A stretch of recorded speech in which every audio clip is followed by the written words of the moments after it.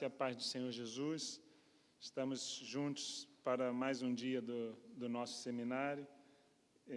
Eu espero que esteja sendo bênção para vocês, para a edificação e para o crescimento de vocês, pois tem sido bênção também na minha vida esse tempo que nós temos passado juntos. Hoje nós teremos alguns assuntos a abordar e iremos iniciar com as lições da história do culto. Mas antes nós vamos orar, agradecer a Deus por esse momento que Ele tem nos proporcionado. Vamos falar com o nosso Deus. Senhor, nosso Deus e nosso Pai, nós te damos graças pelo seu amor, pela sua bondade, pela sua misericórdia.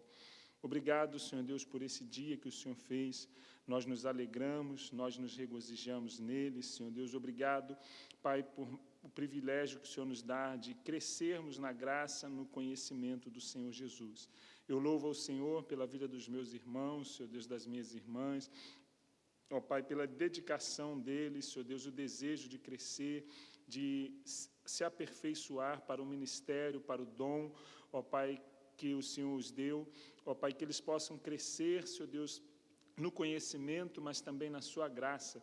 E eu te peço a capacitação, a unção do teu Espírito, Senhor Deus, para que eles possam colocar em prática, para que nós possamos colocar em prática aquilo que temos aprendido, Senhor Deus, sobre aquilo que é a música na igreja, conforme, Senhor Deus, os princípios estabelecidos pelo Senhor na sua palavra. Te pedimos, Seu Pai, que o Senhor guarde e traga em paz aqueles que ainda estão a caminho, ó Pai, que eles possam chegar aqui, Senhor Deus, em segurança. Em nome do Senhor Jesus, nós oramos e agradecemos. Amém e graças a Deus.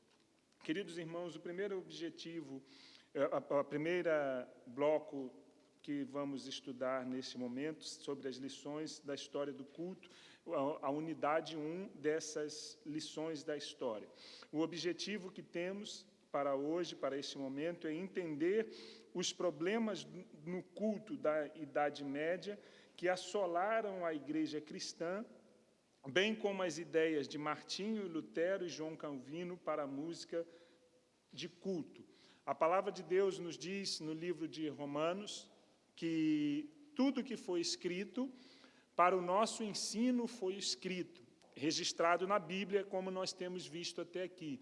Mas nós também devemos ter como base a história. A história também do culto, ela traz-nos ensinamentos para não cometermos os mesmos erros que algumas pessoas cometeram, sobretudo a igreja na Idade Média, e evitarmos esses erros, mas também aprendermos com as lições importantes que eles nos deixaram. Martinho, Lutero e João Calvino foram dois dos reformadores da igreja na Idade Média, e eles estabeleceram alguns princípios básicos também, não são bíblicos, mas baseado na Bíblia, mas não são princípios revelados, mas nós precisamos também aprender com eles e com outros conceitos que vamos ver nesta tarde. O conteúdo das lições da história do culto, a introdução.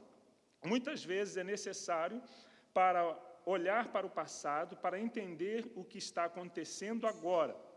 A história da igreja está recheada de lições que devem ser observadas pelos líderes atuais, evitando que os mesmos problemas aconteçam novamente. Então, nós sabemos que, terminado o período da igreja primitiva, a nova igreja ela foi constituída e foi chamada pelo período patrístico. Então, o que isto significa? A igreja ela saiu de um período apostólico. O Senhor Jesus, ele levantou 12 apóstolos que andaram com ele, que caminharam com ele, e esses 12 apóstolos, eles tiveram discípulos que caminharam juntos, que andaram com o Senhor Jesus. Então, o período apostólico é constituído de pessoas que andaram com os apóstolos. Por exemplo, o livro de Marcos, o Evangelho de Marcos, ele provavelmente foi escrito por Marcos, que era um discípulo de Pedro. Ele conviveu com Pedro, conviveu com Paulo. Então, esse período foi considerado o período apostólico. Depois desse período apostólico, veio o período patrístico, que é considerado com os pais da igreja, que foram pessoas que andaram não mais com os apóstolos, mas com pessoas que andaram com estes apóstolos. Então, essas pessoas, eles deixaram alguns registros históricos desta época. Então, esse período se estendeu por alguns anos. Na nossa apostila vai nos dizer que depois desse período, onde a igreja estava sendo perseguida, até 313, o imperador romano Constantino, ele então ele interrompeu essas perseguições aos cristãos. Então, a igreja que era perseguida, ela passou a ser uma igreja estatal, a igreja do Estado. E desenvolveu, dentro desse período, aquilo que nós conhecemos como a Igreja Católica Apostólica Romana. Então, a partir desse período, houve, dentro desta igreja, que era a igreja estatal, uma igreja dirigida por um clérigo, com pessoas, com sacerdotes, com nobres. Só essas pessoas, elas estavam envolvidas no culto. Então, a música era entoada pelos sacerdotes, as melodias difíceis e inatingíveis para a congregação. Então, o que aconteceu? O culto passou a ser um culto de pessoas especiais, enquanto que a congregação estava cada vez mais distante do culto. Então, como nós vimos até agora, a celebração no Antigo Testamento e no início da igreja, a participação da congregação. E a partir deste momento, o culto passou a ser dirigido, então, por pessoas que eram ligadas diretamente à igreja, os sacerdotes, os monges. Com isso, o que aconteceu neste culto? Houve uma perda, como já mencionei, da participação da congregação, mas também entrou heresias dentro do culto. Então, houve uma grande perda na participação do culto. As pessoas pararam de cantar, de louvar, somente especialistas que estavam à frente do culto, do povo. Passado alguns anos, no início do século XVI, no período entre 1500 e 1600, a igreja, então, ela passa por uma reforma. Ela sai desse período de escuridão. Dentro desse período, a partir do ano 313 até o ano 1517, mais ou menos, as pessoas, então, não tinham mais acesso à Bíblia. A Bíblia, o culto, então denominado missa, ele era proferido em latim. Então, as pessoas, o povo, não tinham acesso mais à palavra de Deus e o conhecimento que tinham tido até então. A partir desta data, iniciou-se aquilo que nós conhecemos como a Reforma Protestante. Deus levantou homens como Martinho Lutero, como João Calvino, como John Knox, como Zwinglio, outras pessoas que foram movidas pelo Espírito Santo para trazerem de volta, ou voltarem, então, para a Bíblia. Então, nesse período, Martinho Lutero, veja comigo na sua apostila, nós iremos ler e fazer rapidamente alguns comentários. Lutero, nascido na Alemanha, ele era um sacerdote da igreja oficial, da igreja católica. Ele encontrou, então, várias contradições que não eram toleráveis no seu entender. Como estudioso da Bíblia, percebeu que a sua leitura havia sido relegada a um plano insignificante e que a música era feita apenas por profissionais que tinham se especializado em torná-la distante da congregação. Então, o que Deus coloca no seu coração e naquelas pessoas que estavam com ele? Voltar para a Bíblia, disponibilizar a Bíblia para o povo. Nesse período, então, é também o período que se dá a descoberta da imprensa, a imprensa de Gutenberg. Então, foi produzido muitas Bíblias, muitos livros, e isso encorajou a congregação a voltar para a Bíblia. Então, Martinho Lutero, ele decide, junto com aquelas pessoas que estavam com ele, encorajar a congregação a cantar hinos que reforçassem a mensagem falada e a leitura bíblica. Então, isso colaborou para a educação cristã e para a propagação do Evangelho. Nesse período, que é considerado o período das trevas, Foi um dos grandes períodos onde a população em geral, eles perderam o contato com a educação. Então, as pessoas não sabiam ler, as pessoas não sabiam escrever. Com a retomada do conceito de busca pela verdade através da Bíblia, além da educação que se expandiu, então as pessoas voltaram a descobrir o culto cantado, e a música voltou a fazer parte da celebração do povo. Então, esse homem, junto com outros homens, começaram a compor hinos, não é? E muitos deles nós cantamos hoje, estão no inário para o culto cristão, na harpa cristã, que são fontes de conhecimento bíblico. Então, vamos ler o que está escrito na apostila. O hino mais conhecido de Lutero é Castelo Forte, o número 406 no inário para o culto cristão, reconhecido como o hino da Marcha da Reforma. A melodia era conhecida do povo, foi adaptada para os padrões de qualidade do culto e espalhou-se muito rapidamente. Então, a música volta aqui a ser, então, uma ferramenta onde, através dela, as verdades bíblicas iam ser levadas para todo o povo. Então, com isso, foi associado uma letra profunda, cheia de significado e melodias fáceis de serem memorizadas, e, com isso, as verdades importantes foram arraigadas na mente e no coração do povo. Então, nesse período, a música deixa de ser um instrumento que era utilizado apenas pela elite, e ela volta para o povo. Então, a partir desse momento, a música ela tem novamente uma ênfase bíblica e a participação da congregação. Depois de Lutero, Deus então levanta também João Calvino, ele francês. João Calvino foi responsável por uma reforma similar à de Lutero, porém na Suíça. Grande parte das suas ideias coincidiam com as de Lutero, porém, em alguns aspectos, Calvino ele foi mais radical. Então, no seu pensamento, devia se cantar apenas a Bíblia. Quando Lutero tinha um pensamento que nas canções deveriam ter a Bíblia, mas foi até uma pergunta que nos foi feita aqui ontem pela irmã Roberta, no momento de discussão, se deveríamos cantar somente a Bíblia ou também poesia. Então, Calvino ele tinha a visão mais radical, Lutero teria, entre aspas, essa palavra, uma visão mais liberal. Então, a Bíblia era cantada, mas em forma poética, enquanto que Calvino, ele cria que somente a Bíblia deveria ser cantada. Então, embora não o tivesse conseguido, João Calvino livrou-se das vestes sacerdotais e de todo o simbolismo romano, o que Lutero não chegou a fazer. Então, aqui, nesse período, é estabelecido os 5 solas da Reforma: sola fide, sola gratia, solus Christo, soli Deo gloria e sola Scriptura. Então, somente a fé, somente a graça, somente a Cristo, somente glória, somente a Deus e somente a Escritura.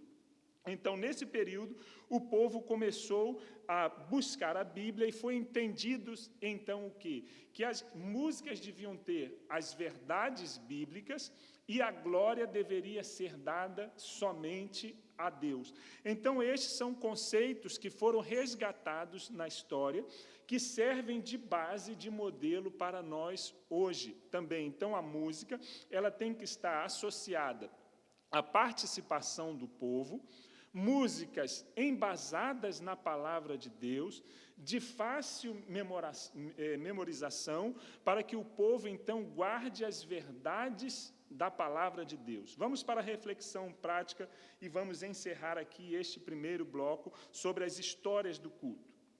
Obviamente, nenhum deles pode ser considerado como ideal para a música de adoração e louvor do culto. Então, o que nós entendemos aqui? Apesar de que eles trazem verdades importantes, essas verdades não podem ser consideradas ideais. Como esses mesmos reformadores, eles dizem, a verdade é a Bíblia. Eles aplicaram isso, nós devemos olhar como um referencial, mas não como uma verdade absoluta. A verdade absoluta é a palavra de Deus. Então, obviamente, nenhum deles podem ser considerados como ideal para a música de adoração e louvor no culto, mas algumas lições importantes podem ser observadas. Deve-se prestar atenção às formas musicais da atualidade nas igrejas evangélicas. Muitas são centralizadas no próprio grupo de louvor. Isto é uma verdade que nós vemos hoje. E esses irmãos, eles tentaram resgatar a verdade bíblica, que o centro do culto não pode ser o grupo de louvor, essa palavra que está em aspa, mas Deus. Então, o que nós temos visto hoje, nós vamos também trazer uma aplicação maior em um ponto que vamos falar sobre a música hoje na sociedade, que, infelizmente, hoje, aquilo que foi resgatado por esses reformadores tem sido se perdido. Como? Quando nós vemos um show, não um culto. Quando nós olhamos para as mídias sociais, para a televisão, para a internet, muitas vezes, aquele momento que deveria ser para levar o povo a glorificar a Deus, coloca-se, então, a equipe de louvor e os ministros ou a banda como centro. Então, esta é uma lição que nós precisamos aprender com esses homens. E aqui tem uma aplicação. Quando se baixa músicas da internet, as tonalidades são direcionadas para a apresentação de determinado cantor ou banda, e não para o povo. Será que não está sendo formada uma nova idade média, separado o povo do grupo que canta? Então, ontem, na nossa reflexão, eu citei o exemplo da nossa irmã Júlia, que não está aqui hoje, que ela me enviou uma música com uma base bíblica muito boa. Só que, como eu não tenho conhecimento da parte técnica, teórica da música, a minha sugestão para ela foi: minha irmã, a letra está a palavra de Deus, mas você precisa ver com os músicos, com a equipe, se essa é uma música ideal para ser cantada na congregação. Porque, às vezes, segundo até a afirmação aqui, existem tonalidades que não são atingidas por quem canta. Então, quando nós preparamos uma música, preparamos o culto, nós devemos pensar. É claro que cada dirigente de música, ele tem o seu tom, é preciso ele estar dentro do tom, mas pensar, será que a congregação vai conseguir cantar? Será que a congregação vai conseguir adorar a Deus? Por quê? Senão, nós estamos fazendo aquilo que foi feito na Idade Média. Apenas um grupo seleto consegue cantar e adorar, enquanto que a igreja não acompanha. Então, esta é uma reflexão a se fazer. Tanto Lutero como Calvino preocuparam-se com a qualidade da letra, sendo a verdade bíblica a parte mais importante a ser considerada. Com certeza, nenhuma música poderia ser executada ou ensinada à igreja por ser legal na linguagem atual, mas por ter firme base doutrinária. E o que acontece muitas vezes hoje? Às vezes é preparado um repertório de música, não na qualidade da música, não na qualidade daquilo que é ensinado, não sobre se a música tem uma unção ou se tem capacidade, mas em que pensamento?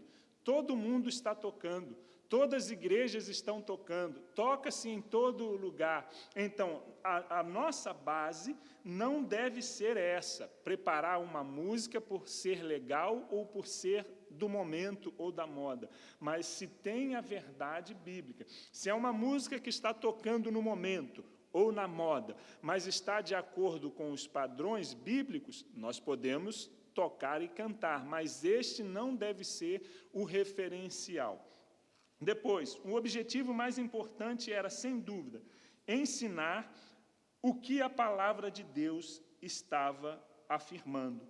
Então, a Bíblia muitas vezes cantada nos nossos dias, mas sua interpretação nos dias atuais mostra-se repetidas vezes sofrível nas ministrações, acompanhadas por palavras igualmente duvidosas nos próprios cânticos. Então, uma das verdades que eles trouxeram é que a língua ou o entendimento precisa ser uma preocupação também nossa, de que aquilo que estamos cantando ou ministrando é a verdade, mas que o povo consiga entender. Então, nós vemos aqui, neste primeiro bloco, as lições da história do culto. Então, nós precisamos olhar para a história, olhamos para a Bíblia, olhamos para a história, para não repetir os mesmos erros que foram cometidos naquilo que a história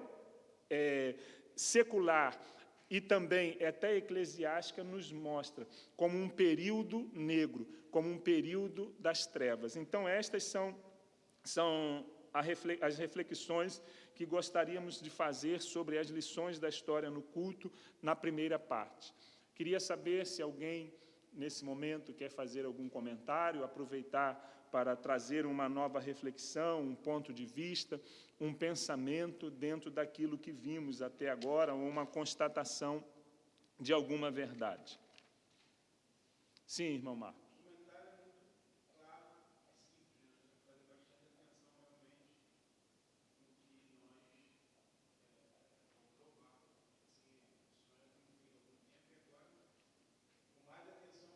Exatamente. É este o nosso intuito, crescer, não é? Nós temos caminhado bem até aqui, mas precisamos crescer a cada dia mais em graça e no conhecimento. Então, o seu comentário, a sua afirmação é verdadeira. Mas alguém quer compartilhar algo dentro dessas verdades? Amém. Então, nós vamos encerrar aqui neste momento este primeiro bloco sobre as lições da história 1, e vamos depois já seguir para o segundo bloco.